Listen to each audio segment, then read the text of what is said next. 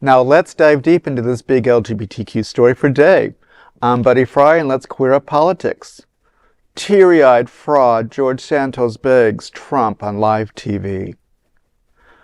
Disgraced gay former Republican Representative George Santos recently had a meltdown on the Piers Morgan Uncensored show. The 37-year-old convicted fraudster said, quote, "I'm in the process of filling out an application for a pardon from the president. I'll take the clemency, whatever the president is willing to give me. I don't want this to seem like a political pitch. I want it to be a fair pitch. And I think there is no one better than President Trump to know what weaponized Justice Department looks like. This is exactly 7 years and 3 months in prison for a first-time offender over campaign matters. Just screams over the top." End of quote. He claims that the jail sentence would be harmful to his social standing and his family, and claims he helps support an autistic niece. He also expressed fear he would be harmed by immigrants while in prison in retaliation to his frequent and extreme anti-immigrant rhetoric. Santos was convicted of 23 federal charges of campaign fraud and has admitted to lying about his education, his work experience, and being Jewish. Now, I'm sure you could all read the sarcasm in my voice as I read that story, and it's very difficult for me. George, you deserve every bit that you've gotten. 7 years, 3 months means you can't get your pension from being a political senator, right? You know, I'm sorry. You fucked everybody. You screwed yourself. You lied to your constituents. You lied to people giving you money. You stole money from people. 7 years isn't enough. If I was the judge, I don't think you'd ever get out. And I could care less about your fear and your tears and whatever fake empathy that you have. And calling Donald Trump, I pray to God this is yet one more chance that he's going to ignore you. Well, he's brown, so Trump is not even going to take his call. That's not even And point, he's gay. You know what I mean? And he's gay. And he's gay. He filled out an application? Like, Yeah. Are you serious?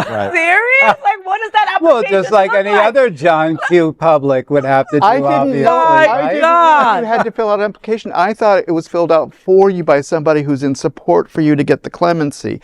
I didn't realize that you, as Had the to fill it person, out. could fill it out yourself. No. I have to research that. Anyone. Oh, I had no idea. You know, I mean, again, this is only for a second. I feel bad for him for a second, and then it goes away, okay? It's just because I have human kindness, all right? And I feel bad when other brown people suffer, all right? So that's why. But the guy is ridiculous, and he deserves all of this, okay? He doesn't deserve the pardon. He doesn't deserve to get his pension. He doesn't deserve any of that, all right? Just some of the lies that Mr. Santos has told us. That he was a Broadway musical producer, right? That he had produced Spider-Man, Turn Off the Dark, okay? Wow. He was a sports star. Santos boasted that he had been a star volleyball player at New York College that he never attended.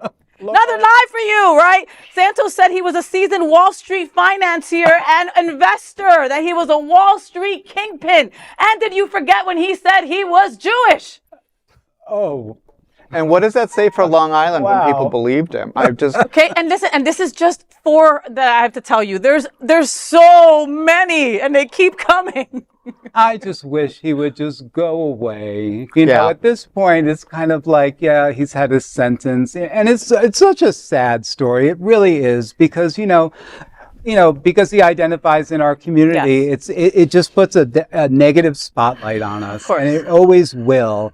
And it's sad. We'll always have that. And we just have to realize that there's going to be people, even in our own community, that might disgrace us, Yeah. or that really have a really weird point of view, like Caitlyn Jenner comes to mind. Or self-loathing like the log cabin Republicans. You know what I mean? It happens. And this is kind of like, what we have to, look around and just say, where is it that's most important in our community, and where are the issues that mean the most to us at this point? And this ain't it, And because, we're bitches. So I don't think we need to have a spotlight on this person any longer. No, but You need to take the gay card, though.